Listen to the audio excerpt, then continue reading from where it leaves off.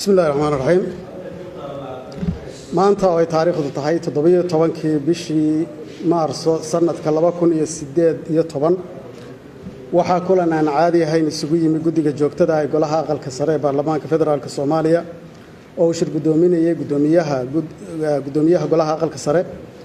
kulankaas oo ku saabsanaa xaaladda ka soo cusboonaatay golaha shacabka ee baarlamaanka federaalka Soomaaliya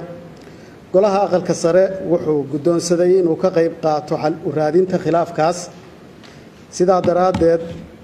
shirka guddiga joogtada ah ee golaha aqalka sare wuxuu go'aansaday arrimaha soo socda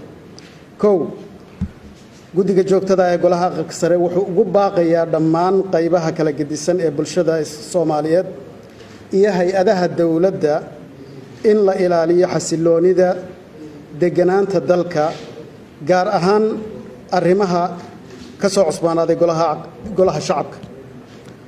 guddiga joogtada ah ee golaha aqalka sare wuxuu ugu baaqayaa guddiga joogtada ah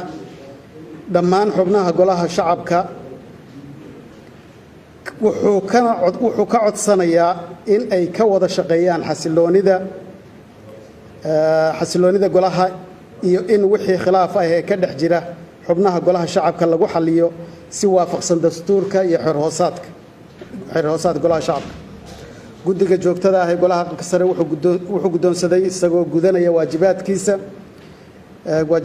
dastuuriga ah ee ku qeexan qodobka 61 farqadiisa koowaad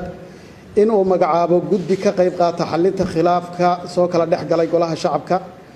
guddigaasi waxay kala yihiin senator cabdi xaashi cabdulaahi gudoomiye senator mawlid xuseen guhaad xubin senator samsam ibraahim cali xubin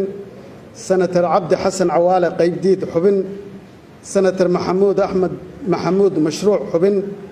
senator maxamed amiin sheekh cusmaan xubin senator muxyidiin sheekh cali jaamac xubin qodobka afraad guddiga joogtada ah ee golaha aqalka sare wuxuu ugu baaqayaa dhammaan dhinacyada uu khilaafku ka dhaxayo in ay gacan buuxda ku siiyaan guddiga la magacaabay ee golaha aqalka sare